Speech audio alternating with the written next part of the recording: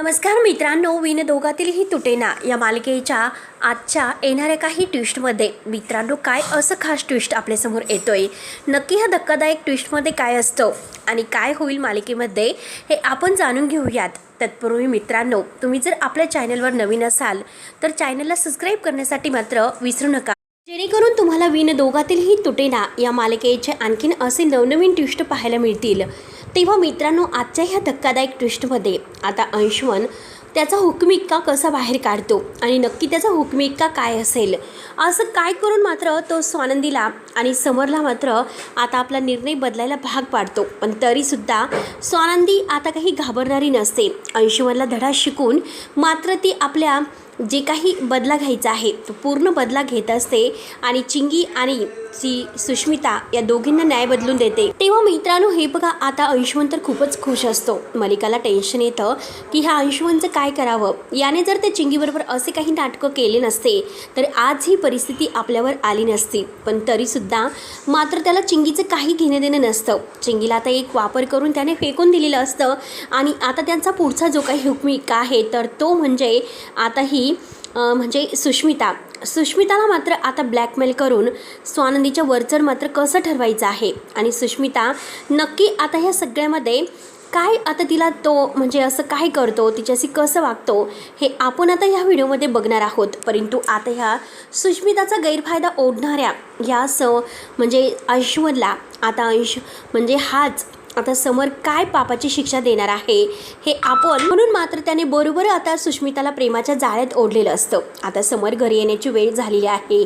मलिका यांना आता सगळ्यांना खूप टेन्शन आलेलं असतं. आता ह्या समर तर घरी आल्यानंतर अंशुमनचं लग्न चिंगीशी लावून देईल आणि ही आजी आणि ही स्वानंदी तर ऐकायला तयार नाही. काय करायचं म्हणून आता मलिका तर खूप टेन्शनमध्ये असते. मलिकाला असं वाटतं आता ह्या म्हणजे या दिवशी आता ह्या चिंगीचा काहीतरी बंदोबस्त करावं की काय, हिला धमकावं की काय, काहीतरी हिला करावं असे काही ना काही विचार तिच्या मनामध्ये येत असतात. परंतु अंशुमन तर बेफिकीर असतो. अंशुमनला काही घेणं देणं नाही. तो एकदम आता शांत असतो आणि तो चिंगीला बरोबर मात्र आता आपल्या हाताशी खेळवतो आणि आपल्या हाताशी खेळून मात्र तो आता असा काहीतरी गेम घेतो की चिंगीचं बरोबर सगळं काही लक्ष आपल्याकडे वेधतं.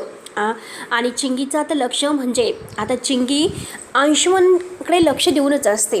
अंशुमन काय करतो काय नाही आणि आता चिंगीला टेन्शन येतं की आपल्यासारखं एखाद्या मुलीचं आयुष्य याने बरबाद करायला नको. म्हणून मात्र आता ही चिंगीने असं काहीतरी गेम खेळलेला असतो.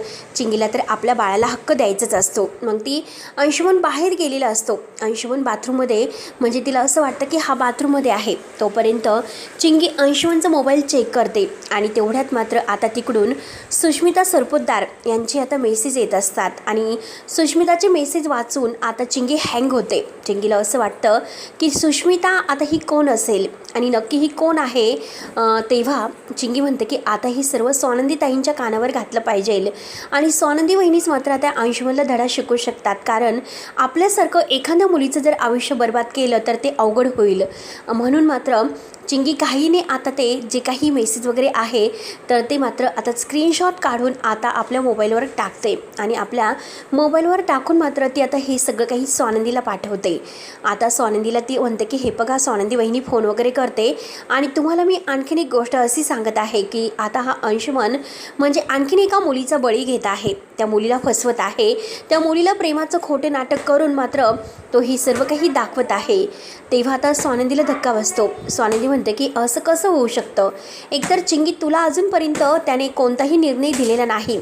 तू त्याच्या बाळाची आई होणार आहे तरीसुद्धा मात्र त्याला लाज कशी नसेल आणि अशी कोणती मुलगी आहे की तिला तो फसवतो. आणि जेव्हा आता स्वानंदीवर नाव पाहते, स्वानंदीने नाव बघितलं असतं की सुष्मिता आणि ही सुष्मिता सरपोतदार म्हणजे आपली बहीण सुश आहे. तर आता स्वानंदीच्या तळपायाची आग मस्तकात जाते. तिला आता इतका धक्का बसतो आणि ती आता लगेच सुष्मिताला काही कॉल वगैरे न करता डायरेक्ट मात्र इकडे सरपोतदारांच्या घरात येते आणि सुश कुठे आहे असं विचारते. आणि त्याच वेळेस मात्र आता सुष्मिता तर मोबाईलमध्ये टाईप करत असते तिला आता वेडच लागलेलं असतं की हा अंशुमन आता खरंच किती चांगला आहे आणि ही स्वानंदी ताई त्याला का समजून घेत नसेल, नक्की काय असेल करी ना करी पण अंशुमनची किंमत तिला कळेलच. आणि आता सुष्मिताला हे लग्न वगैरे मोडलेलं काही माहिती नसतं. तेव्हा स्वानंदी पुढे येते. स्वानंदी एक सणकणी सुष्मिताच्या कानामागे ठेवून देते. अगं तुला कळतं का, कशाला त्या मुलाच्या नादी लागते?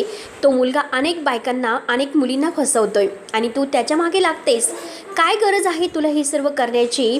त्यानंतर मात्र आता सुष्मिता म्हणते की ताई तुला काय झालं, तू का असं मला मारतेस? स्वानंदी म्हणते की काय झालं, तुझा मोबाईल बघू, तुझ्या मोबाईलमध्ये मी दाखवते नक्की काय पुरावे आहेत. तेव्हा सुष्मिता काही मोबाईल द्यायला तयार नसते. सुष्मिता म्हणते की ताई हे बघ, माझं काही नाही, मला काही नाही.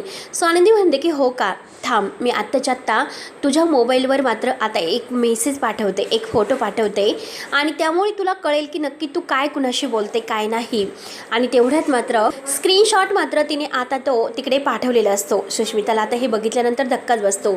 सुष्मिता आता लगेच म्हणते की ताई काय झालं, अंशुमन किती चांगले आहेत आणि तू त्यांना ओळखण्यात चुकलीस. आता स्वानंदीला आणखीनच राग येतो. स्वानंदी सणकणी मात्र आता सुष्मिताच्या आणखीन एक कानामागे ठेवून देते आणि म्हणते की हो का, हे मला कळत नाही, ते तुला कळतं. अगं ज्या मुलाने चिंगीचं आयुष्य बर्बाद केलं त्याच्यापासून तिला दिवस गेलेत आणि तू म्हणते की अंशुमन चांगला आहे. अगं कित्येक मुलींशी तो खेळलेला आहे आणि तरीसुद्धा तो चांगला आहेस. सुष्मिताचे आता डोळे उघडतात. सुष्मिता म्हणते की ताई अगं खरंच मला तर असं वाटलं होतं की अंशुमन चांगला आहे, मी त्याच्यावर खरंच विश्वास ठेवला. स्वानंदी म्हणते की मला एक गोष्ट सांग, तू मात्र त्याला भेटतेस का? तुमच्यामध्ये काहीतरी आता हे असं भेटणे चालू आहे का? तू केव्हापासून त्याच्याशी बोलते? सुष्मिता म्हणते की नाही ताई, आत्ताच कधी आता म्हणजे असे काही दिवस झालेले नाहीत, म्हणजे 1-2 दिवसाचा प्रश्न आहे. तेव्हापासून मी अंशुमनशी बोलते आणि अंशुमन खरंच चांगलं आहे. स्वानंदी म्हणते की हे बघ सुष्मिता आणि जोरात सुष्मितावर ओरडते. तेवढ्यात घरातील सगळेजण बाहेर येतात. स्वानंदी काय झालं असं विचारतात. आता लगेच सगळ्यांना मात्र स्वानंदी म्हणते की काही नाही आणि ह्या मुलीचे प्रताप मी तिला कान अगदी उघडायला आलेले आहे, तिचे डोळे, कारण तिला कळायला हवं अंशुमन कोणत्या चालीचा मुलगा आहे आणि ही त्याच्याबरोबर का चॅटिंग वगैरे करते. हिला अक्कल असायला हवी, अंशुमन कुठे कसा जातो आणि त्याने कित्येक मुलींचं आयुष्य बर्बाद करायला हवं. हिचं हे आयुष्य आहे का आत्ताचं, की हे तिला आयुष्य उद्ध्वस्त करायचं आहे का तिचं? म्हणून मात्र आता स्वानंदीने सुष्मिताचे डोळे उघडलेले असतात. आता इकडे आता अंशुमनला असं वाटतं की आपला हुकमी का कामी येणार, आपला हुकमी का आहे तर तो मात्र आता स्वानंदीला धडा शिकवणार. म्हणून मात्र आता समर इकडे घरी यायचा असतो. स्वानंदीला फोन येतो. स्वानंदी म्हणते की ठीक आहे, समर राजवाडे येणार आहेत आणि खूप म्हणजे दिवस झाले ते इथे नाही, त्यामुळे त्यांच्या स्वागताची तयारी मला चांगलीच धुमधडाक्यात करायला हवी. आता सुष्मिता, यापुढे जर तू अंशुमनशी बोललीस तर याद राह, माझ्या इतकं वाईट कोणी नसेल. तेव्हा सुष्मिता रडत असते. सुष्मिता आता रडता रडता मात्र ती म्हणते की कुणाला माझं काही घेणं देणं पडलंच नाही, फक्त जे ते जास्तचं पाहत बघतंय. आता काही झालं तर सुष्मिता म्हणते की मी आता जगूच शकत नाही, मला जगायचं नाहीच. म्हणून मात्र आता स्वानंदी तेथून निघून जाते. तर आता ही सुष्मिता इकडे जीव देण्याचा प्रयत्न करते आणि तेवढ्यात रोहन तिला वाचवतो आणि रोहन वाचवायला येतो तर रोहन सनकनेक तिच्या कानामागे ठेवून स्वानंदीला परत बोलावून घेतो. आता समर आलेला आहे आणि समर जेव्हा आता इकडे घाईने स्वानंदीबरोबर येतोय तेव्हा त्याला अंशुमनचं हे तिसरं सत्य त्याच्या कानावर पडतं आणि तेव्हा समरला इतका राग येतो तर समर आता वाऱ्याच्या वेगाने धावत अंशुमनला जातो आणि अंशुमनची गचंडी धरत त्याला बाहेर ओढतो आणि त्याला घराच्या बाहेर ढकलून देतो. आज तुझी लायकी मला कळालीस, लग्न करण्याच्या लायकीचा तर तू नाहीस, परंतु या घरात राहण्याच्या सुद्धा लायकीचा तू नाहीस. त्यामुळे तू प्लीज आत्ताच्या आत्ता या घरातून चालतं हो. या घरात जे हक्क आहे ते सगळे तुझे हक्क मी घेतलेले आहेत. आता या घरात कोणतेही प्रॉपर्टीचे हक्क, कसलेही हक्क तुला नाही आणि तू या घरचा मुलगा नाही. आजपासून तुझा आणि या घराचा संबंध संपला. म्हणून आता समरने खूप मोठा भयानक निर्णय अंशुमनला सुनावलेला असतो आणि त्याच वेळेस आता अंशुमन धावतच येतो आणि समरची गचंडी धरतो आणि समरची गचंडी धरून त्याला ओढतो. तेव्हा लगेच आता स्वानंदी पुढे येते. स्वानंदी सनकरी अंशुमनच्या एक कानामागे ठेवून देते आणि त्याची गचंडी धरत त्याला ढकलून देते आणि आता तुझी घराबाहेर राहण्याची लायकी आहे असं म्हणते.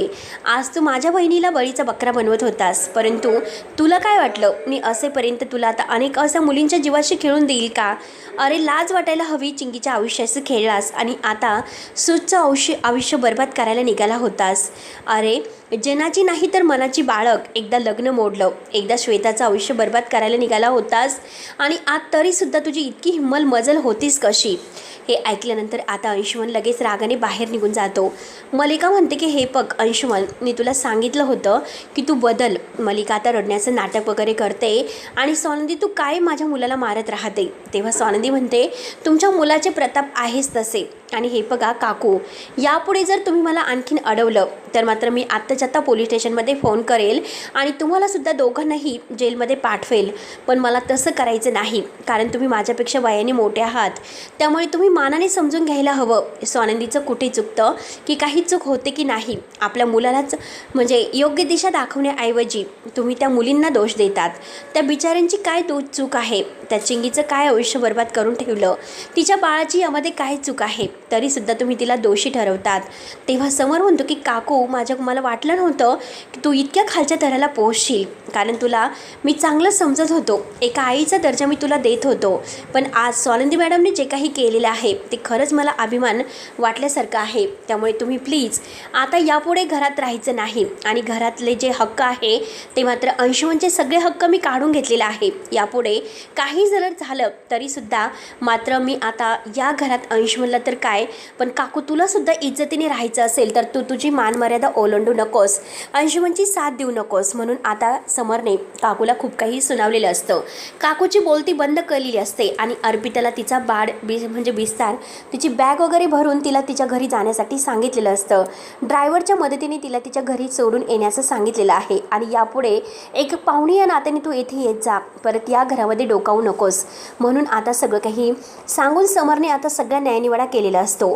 तेव्हा आता समरला आणि स्वानंदीला एकमेकांचा अभिमान वाटतो.